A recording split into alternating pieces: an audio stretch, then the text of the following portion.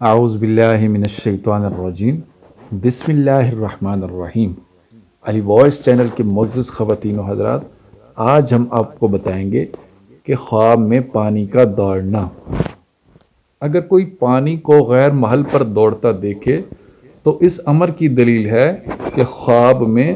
غمگین اور قرضدار ہوگا، اور اگر اپنی جگہ پر دیکھے تو قرض سے نجات اور غم سے خوشی دیکھے گا، اور اگر دیکھنے والا مالدار ہے تو مال کا نقصان ہوگا۔ ایک اور بزرگ فرماتے ہیں کہ اگر نامعلوم جگہ پر پانی دوڑتا دیکھے تو اس امر کی دلیل ہے کہ صاحب خواب اس موضوع کے اہل سے عورت پائے گا یا باندی خریدے گا، اور اگر پانی کی جگہ خواب میں خون دوڑتا ہوا دیکھے تو یہ اس کے لیے نقصان کی دلیل ہے، اور اگر پانی کی پیپ دوڑتے ہوئے دیکھے تو دلیل ہے کہ اس کے یہاں بیمار بچہ ہوگا۔ بعض اہل تعبیر بیان کرتے ہیں کہ پانی کا دوڑنا حرام مال کی دلیل ہے، اور اگر پانی دوڑتے ہوئے کنویں پہ تو دلیل ہے کہ حرام مال کھائے گا۔ ایک بزرگ فرماتے ہیں کہ اگر کنویں میں پانی دوڑتا ہوا دیکھے تو دلیل ہے کہ کسی سے مال حلال پائے گا، اور اگر پانی دوڑتا دیکھے تو دلیل ہے کہ فرزند حافظ قرآن اور عالم اور دانا آئے گا،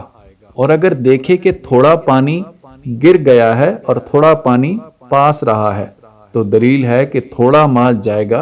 اور کچھ غم اور مصیبت سے اس سے جدا ہو جائے گا، اور اگر دیکھے کہ اس پانی سے لوگ مسح کرتے ہیں تو دلیل ہے کہ اس کے ہاں فرزند عالم اور دانا پیدا ہوگا اور لوگ اس کے تابعدار ہوں گے۔ حضرت جابر فرماتے ہیں کہ